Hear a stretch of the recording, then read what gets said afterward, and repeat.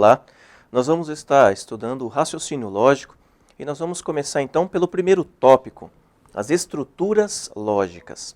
Quais são as estruturas que formam o raciocínio lógico? Bom, a lógica matemática ela é considerada como a ciência do raciocínio e da demonstração. Ela se desenvolveu no século XIX por George Boole, que é um matemático inglês.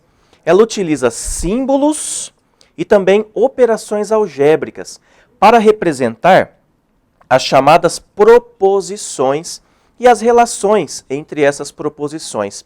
Proposições, na verdade, nós vamos ver daqui a pouco, são frases afirmativas ou negativas que nós vamos analisar e assim tirar as conclusões dessas frases, ok? Bom, proposições, como eu disse, são frases ou sentenças que têm sentido completo, isso é importante. Sentido completo, quando nós lemos uma proposição, ela tem um sentido e nós conseguimos entender o que ela quer dizer. Podendo ser verdadeiras ou falsas. Esses daqui são os valores das proposições. Aquilo que está escrito lá pode ser verdadeiro ou então pode ser falso. Exemplos: estudo para este concurso. É uma afirmação, não é? Pode ser verdadeira, você está estudando para o concurso, então essa proposição é verdadeira.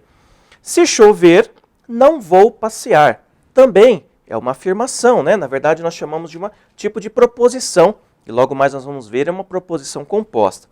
E a última aqui, 5 é maior do que 7. Ela também tem valor verdadeiro, valor falso, porque 5 não é maior do que 7, mas também é tido como uma proposição.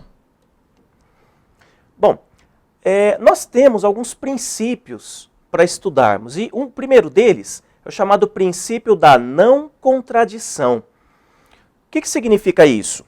Ou a proposição ela é tida por verdadeira, ou então ela é tida por falsa. Ela não pode ter os dois valores ao mesmo tempo, certo? Uma proposição não pode ser verdadeira e falsa ao mesmo tempo. E um exemplo aqui, nós temos ali, está chovendo. Se estiver chovendo hoje, então significa que essa proposição é verdadeira, certo? Ou, se não estiver chovendo, né? Ela não existe está chovendo e não está chovendo ao mesmo tempo. Ou está ou não está, ok? Depois nós temos também o princípio do terceiro excluído. Esse princípio diz que a proposição, a ideia, né, ela não poderá ter outro valor além de verdadeiro ou falso. Então a proposição ela só pode ser verdadeira ou falsa. Então não existe, ela é meio verdadeira ou é meio falsa. Não existe isso. Ou ela é verdadeira ou ela é falsa. Não existe uma terceira forma de representar ou de valorizar uma proposição. Um exemplo, vou estudar. Né? Se você sentou à mesa com seus livros e começou a estudar, você está estudando. Não é isso? Então, ou se você só deu uma lida e não estudou direito, não existe esse meio termo. Ou você começou e está estudando, ou não está. Tá certo? Bem, nós representamos as proposições, essas ideias, né, que nós falamos, nós representamos por letras do alfabeto. A, B, C, o P, Q, enfim, letras do alfabeto, tá certo? Por exemplo, quando eu quero dizer está chovendo, nós representamos aqui por uma letrinha e 2 pontos, né? Letrinha A, por exemplo. Então quer dizer que é uma proposição simples, né? Está chovendo. A letra B, ó, né? Vou estudar, também é uma proposição, é uma ideia que nós vamos analisar mais para frente se ela vai ser verdadeira ou falsa. E as proposições, elas podem ser, como eu tinha dito, simples ou então compostas. As proposições são simples quando ela é formada apenas por uma sentença, uma ideia. Olha os exemplos. Está chovendo. É uma única proposição, dá uma única ideia. Então ela é uma proposição simples. Vou estudar. Também dá uma ideia de uma proposição simples.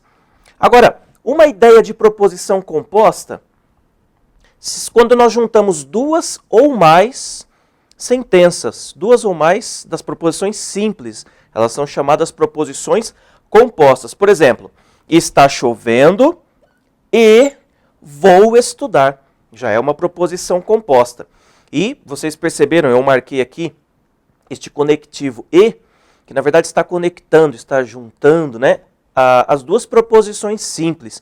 Logo mais nós vamos estudar quando são proposições compostas, né, possivelmente tem esses conectivos ligando as duas ou mais proposições, tá certo?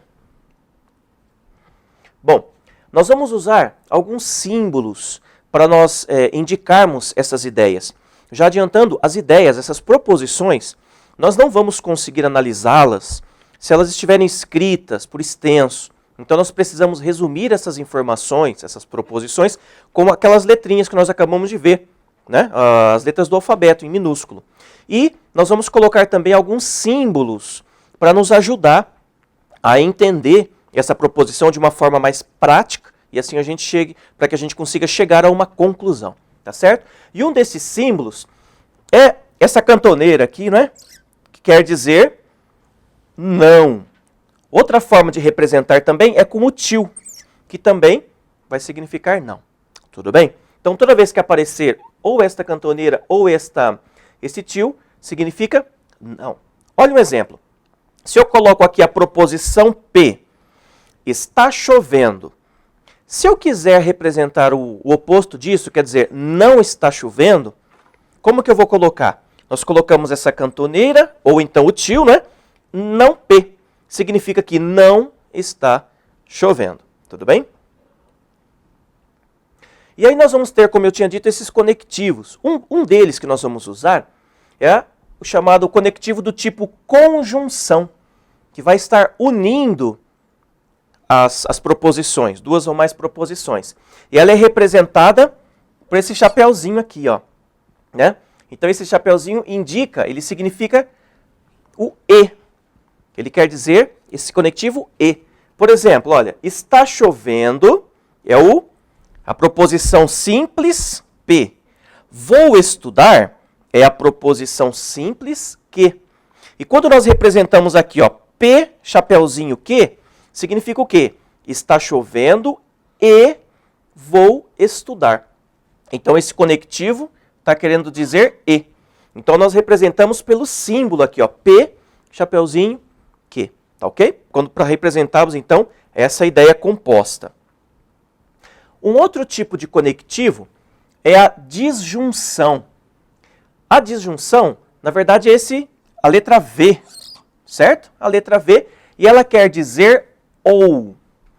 E no exemplo, se eu tenho aqui, ó, a proposição P, irei passear. Proposição simples. Se eu tiver uma outra proposição simples, que irei estudar, então, para eu representar essa proposição composta, P, V, que, né, significa que eu irei estudar ou eu irei passear. Então, para representarmos com as letras, com símbolos, né, letras e símbolos, nós vamos colocar P, a letra V e o que, tá bom? Para formar essa proposição composta, certo? Um outro tipo de conectivo é o condicional, que vai ter uma condição. E uma forma de a gente gravar, né? Nesse caso, ele quer dizer se acontecer algo, então, né? E ele é representado por essa flechinha unidirecional, que só vai para um lado, do lado esquerdo para o lado direito, certo? Então ele quer dizer se alguma coisa, então acontece outra coisa. Olha um exemplo. A proposição simples P significa vou correr.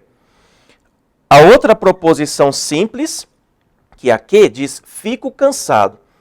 E aí essa proposição composta aqui, ela vai nos dizer se eu correr, então ficarei cansado, formando a proposição composta. Juntando as duas simples, com esta flechinha para o lado direito, então significa se, então, é uma condicional. Se eu fizer tal coisa, então vai acontecer outra coisa. Então, se eu correr, então ficarei cansado. E um outro tipo de conectivo é o chamado bicondicional. Conectivo bicondicional. E esta flechinha para os dois lados, tanto para a esquerda quanto para a direita, né? E fala bicondicional porque o bi quer dizer que tem condições para os dois lados, tanto indo da esquerda para a direita, quanto da direita para a esquerda também, certo? E ele significa a palavrinha, a expressão se e somente se acontecer tal coisa, tá bom? Aquela outra que nós vimos só funciona da esquerda para a direita. Essa daqui ela vale da esquerda para a direita e da direita para a esquerda também. Tem que ser os dois. E olha um exemplo. Está falando assim, conexão simples, o P. Vou dormir. E a proposição simples que está chovendo. Quando a gente coloca aqui então esse símbolo e as letras, né, representando a proposição composta, P bicondicional que significa o quê? Eu vou dormir se e somente se estiver chovendo. E quando eu falei para os dois lados, o que que significa? Quer dizer, se eu estiver dormindo, significa que está chovendo. E de lá para cá também é verdade. Se estiver chovendo, quer dizer que eu estou dormindo. Tá ok? Então, o bicondicional vale para os dois lados, para os dois sentidos. Tudo bem?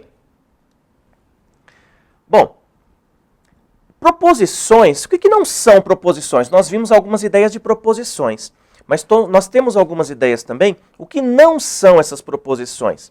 Por exemplo, se nós tivermos umas sentenças interrogativas, com perguntas, né? Ó, qual a data da prova?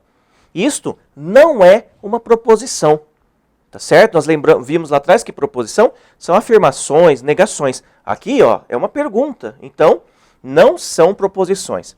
Exclamativas também, sentenças exclamativas, que frio, por exemplo, que calor, não são tidas como proposições, tá certo? Para o raciocínio lógico.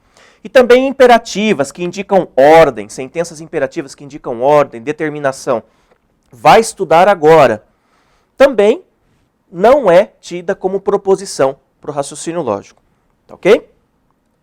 Bom, também não são proposições as sentenças sem verbo. Se não tiver verbo, também nós não podemos indicá-las como proposições. Olha só, o menino de olhos azuis, né? E vocês lembram atrás, agora há pouco nós falamos que nós precisamos ter um sentido para essa frase, né? Para essa proposição tem que ter um sentido. O menino de olhos azuis, vem à nossa mente um menino com olhos azuis, né? Mas o que está acontecendo, né? Para a gente poder analisar, não tem esse sentido, ou seja, não tem um verbo.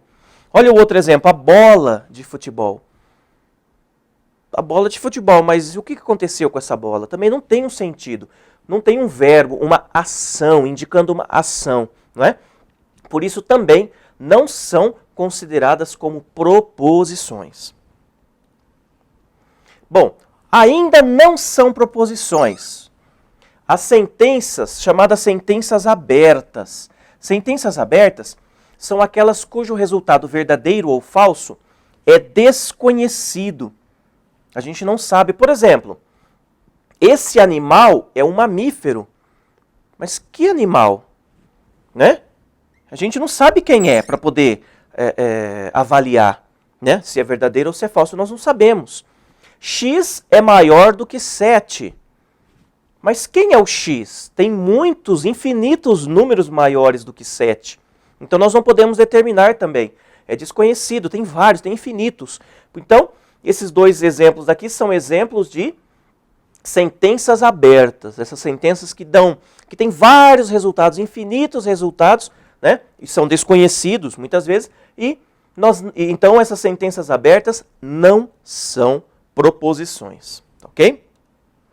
Bom, eu coloquei alguns exercícios aqui para a gente estar analisando. E diz assim: 4 das 5 frases abaixo têm uma característica lógica em comum. Primeira aqui, que belo dia. Segunda, um excelente livro. A terceira, o jogo terminou empatado. A quarta, existe vida em outros planetas. E a quinta, escreva uma poesia. Então, ele está dizendo, a frase que não possui essa característica, nas provas por aí tem que tomar cuidado, porque às vezes eles te dão a ideia de sim, e depois eles perguntam o que não é.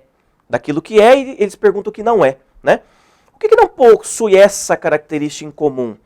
Qual a alternativa? Será que é a 1, 2, 3, 4 ou a 5? Bom, já que nós estamos vendo característica lógica, então, na verdade, nós vamos ver o que é, e o que ele está querendo aí para a gente descobrir o que é uma proposição e o que não é. 4 não são proposições, e uma delas é. Então, por exemplo, que belo dia não seria uma proposição. Um excelente livro, né, não tem um verbo, também não é uma proposição.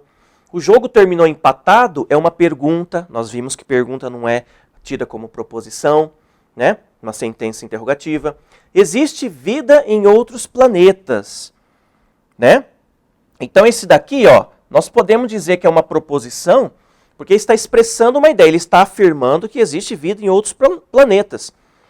Ah, mas até agora nós não sabemos se existe ou não. Mas aí nós estamos valorando essa sentença, colocando um valor, se é verdadeiro ou se é falso. Então ainda nós não vamos fazer, tá certo? Por enquanto, se existe uma ideia concreta, uma ideia que nós conseguimos avaliar, é uma proposição. Escreva uma poesia, isso aqui é uma determinação. Então também não seria tido como uma proposição. Então, a característica lógica, qual seria? A 1, a 2, a 3 e a 5 não são proposições, por aquelas causas que nós acabamos de ver. E a 4, então, letra D, né? A 4 está afirmando algo. Então, é tida como proposição. Tá certo? Tudo bem? Uma outra questão, outro exercício, diz assim: qual dos itens abaixo são sentenças abertas? Aquelas sentenças abertas seriam o quê? Como é que é mesmo? Sentenças que têm vários resultados, infinitos resultados, ou eles são desconhecidos. Vamos ver então. O item 1. Ele foi o melhor jogador do mundo em 2005. Esse aqui pode enganar a gente, mas ele quem? A gente não sabe quem é. Não está afirmando. Nós não tem uma indicação de quem é essa pessoa. Então, é uma sentença aberta, né? Porque vários podem ser, né? Segundo, x mais y dividido por 5 é um número inteiro. Pois é, mas quem é x e quem é y? Existem várias hipóteses para a gente substituir vários números para substituir no lugar do x e do y. Quando dividido por 5 vai ser um número inteiro. Tem várias hipóteses. Então, também ela é uma sentença aberta. Então, a 1 é sentença aberta, né? A 2 é uma sentença aberta. E a 3, João da Silva foi o secretário do clube em 2000. Essa ideia, essa terceira sentença, está bem definida. Nós sabemos que quem é o João, ele foi o secretário do clube, não é? Em 2000. Então, está uma sentença definida. Então, essa daqui, ela seria, vamos dizer assim, a sentença fechada. E a 1 e a 2 são as sentenças abertas, ok? É isso aí, pessoal. Bom estudo para vocês.